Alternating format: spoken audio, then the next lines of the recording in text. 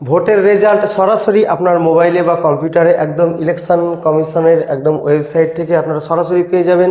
যে সমস্ত রাজ্যে দেখতে পাচ্ছেন যে বিধানসভা ভোট হলো, এই সমস্ত রাজ্যগুলো আমাদের পশ্চিমবঙ্গ এখানে রয়েছে।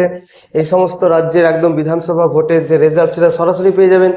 এছাড়া বাই ইলেকশন যেখানে যেখানে হয়েছে সেইগুলো রেজাল্টও কিন্তু আপনারা পেয়ে যাবেন একদম নিখুঁতভাবে এবং পুঙ্খানুপুঙ্খভাবে পেয়ে যাবেন। কোন পার্টি এগিয়ে আছে, কোন পার্টি পিছিয়ে আছে, কোন ক্যান্ডিডেট এগিয়ে আছে, কোন ক্যান্ডিডেট পিছিয়ে আছে, মার্জিন কত, এমনকি রেজাল্ট প্রকাশিত হওয়ার পরে কে কত ভোটে জিতলো, কত পার্সেন্ট ভোট পেলো, কে হারলো, সমস্ত কিছু ডিটেলস আপনারা পাবেন। তো এই যে এটা কিভাবে আপনারা দেখবেন ইলেকশন কমিশনের ওয়েবসাইটে সেটা আমি আপনাদের দেখাবো। তার আগে দেখে নিন যে রেজাল্ট আপনারা কিভাবে দেখতে পাবেন। তো এখানে দেখতে পাচ্ছেন বিহারের যে রেজাল্ট রিসেন্টলি প্রকাশিত হয়েছে কিছুদিন আগে, তো সেই বিহারের রেজাল্টটা কিভাবে দেখিয়েছিল সেটা আপনারা দেখতে পাচ্ছেন। এখানে দেখতে পাচ্ছেন যে কোন দল কত কি ভোট পেয়েছিল, এখানে সমস্ত কিছু দেওয়া রয়েছে। এরপরে রয়েছে যে পার্টি ওয়াইজ রেজাল্ট, অর্থাৎ কোন পার্টি কত কি ভোট পেয়েছিল, কে মানে ওন, তারপরে লিডিং, তারপরে টোটাল, এই সমস্ত রয়েছে। এবার এখানে ম্যাপের মাধ্যমে কিন্তু বিষয়টা দেখিয়ে দেওয়া হয়েছে, অর্থাৎ এক একটা পার্টিকে এক একটা কালার কোড দিয়ে কে কোন বিধানসভা পেয়েছে। এটা কিন্তু বিহারের, আবারও বলছি। তো যেদিন আমাদের গণনা হবে সেই গণনার দিন কিন্তু আমাদের পশ্চিমবঙ্গে যে রেজাল্ট সেটাও কিন্তু আমরা চাইলে ঠিক এরকমভাবে দেখতে পাবো।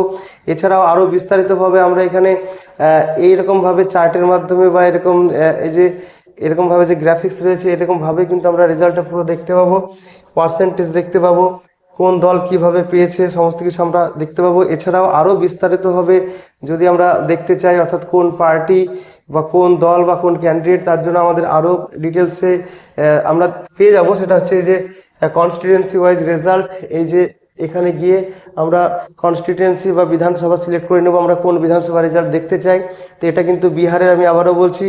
তো যখন আমাদের পশ্চিমবঙ্গের গণনা হবে তখন আমরা এইভাবে দেখতে পাবো। তো দেখতে পাচ্ছেন যে বিহারের এই যে কে জিতেছে কে হেরেছে সমস্ত কিছুই কিন্তু আপনারা এখানে দেখতে পাবেন। এরকমভাবে একদম ক্যান্ডিডেটের ছবি সহ দেখতে পাবেন। এটা হচ্ছে বিহারের। তো আমাদের পশ্চিমবঙ্গের ক্ষেত্রে কিন্তু আমরা এরকমভাবে পেয়ে যাব। এছাড়া আরও বিস্তারিতভাবে আমরা দেখতে পাবো। নিচে চলে এসে আরও একটা অপশন আমাদের এখানে থাকবে। এই অপশন রয়েছে যে অল কনস্টিটিউয়েন্সিজ অ্যাট এ গ্ল্যান্স, অর্থাৎ সমস্ত কনস্টিটিউয়েন্সি আমরা এক চক্করে দেখে নিতে পারবো। অর্থাৎ এদিকে এদিকে বাম দিকে থাকবে কনস্টিটিউয়েন্সি বা বিধানসভার নাম, তারপরে বিধানসভার নম্বর, তারপরে লিডিং ক্যান্ডিডেট কে সেটা এখানে থাকবে। মানে এখানে টোটাল ডিটেলস আপনারা পেয়ে যাবেন। লিডিং ক্যান্ডিডেট, তারপরে লিডিং পার্টি, তারপরে ট্রেন্ডিং ক্যান্ডিডেট, ট্রেন্ডিং পার্টি, এই করতে করতে মার্জিন কত রয়েছে, কত রাউন্ড গণনা হয়েছে, আর রেজাল্ট কি হয়েছে, স্ট্যাটাসটা কি হয়েছে, সমস্ত কিছু কিন্তু এইভাবে আপনারা একদম ডিটেলসটা পেয়ে যাবেন। তো এই বিষয়টা আমরা কিভাবে জানবো, এটার জন্য আমাদের ইলেকশন কমিশনের যে ওয়েবসাইট রয়েছে সেই ওয়েবসাইটে যেতে হবে। কিভাবে আপনারা যাবেন, কোথায় কি সার্চ করবেন সেটা আমি আপনাদের দেখিয়ে দিচ্ছি।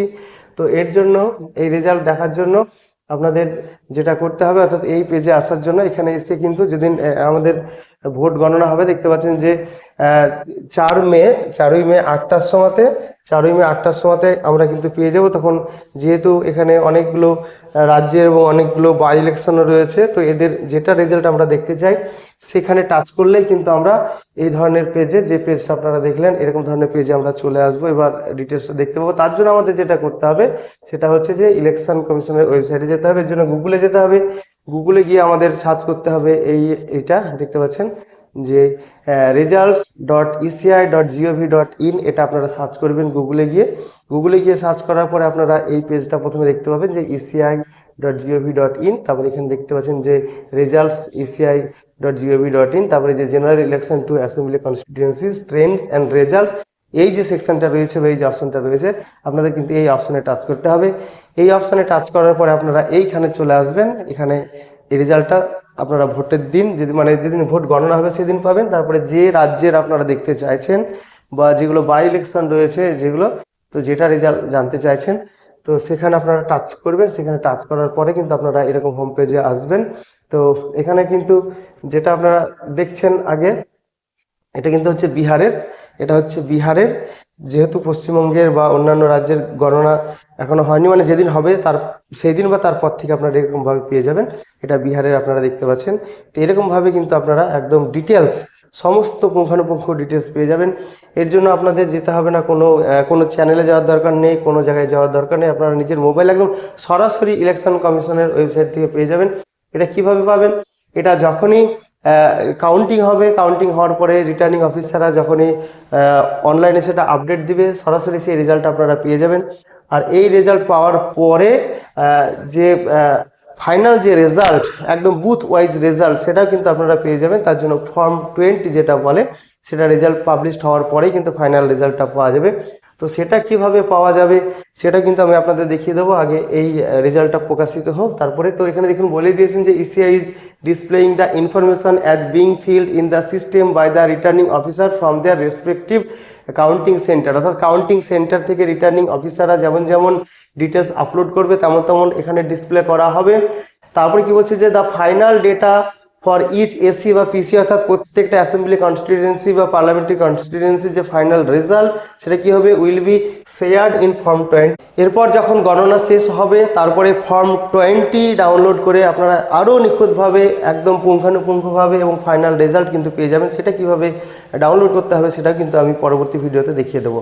তাহলে এটুকু ছিল এই ভিডিওটির আলোচনা। আবারও দেখা হচ্ছে অন্য কোনো ভিডিওতে। বাই।